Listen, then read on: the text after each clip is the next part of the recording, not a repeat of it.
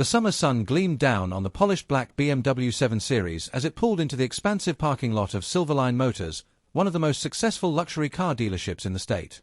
A woman stepped out, confident in posture, dressed in a sleek navy blue pantsuit, heels clicking purposefully against the pavement. Her name? Jacqueline Monroe.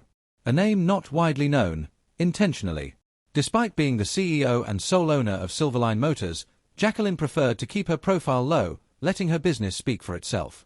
But today, that quiet approach was about to be challenged in the most unexpected way. Before we continue, hit that subscribe button, turn on your notification bell to get notified for more, share to friends. Where are you watching from? Please tell us in the comments. We love seeing how far our story goes. Jacqueline had returned early from a meeting with the city's Economic Development Board. Dressed professionally but without fanfare, she planned to conduct a surprise walkthrough of the dealership, something she did occasionally to observe employee interactions with clients. She parked in a regular spot, no reserve signage, no entourage, just a regular customer walking into her own business. Inside the showroom, bright lights reflected off freshly waxed vehicles. Customers chatted with sales representatives, and the air buzzed with the smell of coffee and leather. Jacqueline made her way to the reception desk, where a young assistant greeted her with a hesitant smile. "Good afternoon, How can we help you today?" "I'm here to check on the new hybrid models," Jacqueline said calmly, her tone neutral. Before the assistant could respond, a tall, stern-faced man in a grey blazer approached. His name tag read Carl, sales manager. He looked Jacqueline up and down, his expression quickly changing from indifferent to dismissive. This dealership specializes in luxury vehicles. The hybrids are a bit premium. Perhaps you'd feel more comfortable at the Toyota lot across the street, Carl said, gesturing without offering a smile. Jacqueline blinked, caught off guard. "I'm aware of what Silverline Motors offers. I believe I'm exactly where I need to be." Carl folded his arms. "Look, we're kind of busy right now.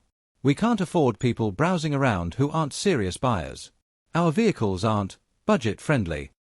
A silence hung in the air. A couple nearby turned to listen. The receptionist's cheeks flushed with embarrassment. Still, Carl pressed on. "You can't just walk in here expecting a test drive on a whim."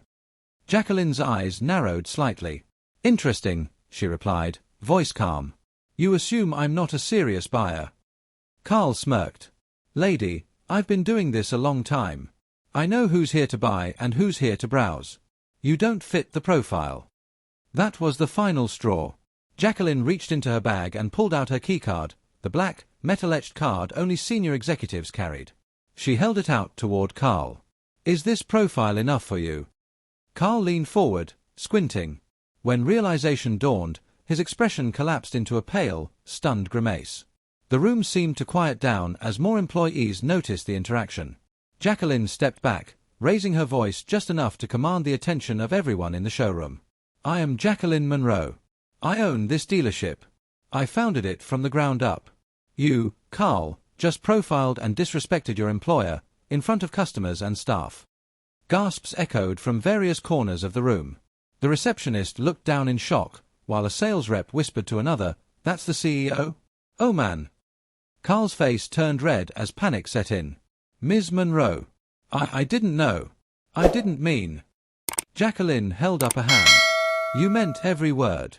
You judged me based on how I looked, not what I said. You assumed my worth based on a stereotype. That's unacceptable, not just here, but anywhere." Without breaking her stride, she pulled out her phone and dialed the regional HR director. Her voice didn't rise, didn't waver. Effective immediately, terminate Carl from his position. I'll conduct a full debrief later.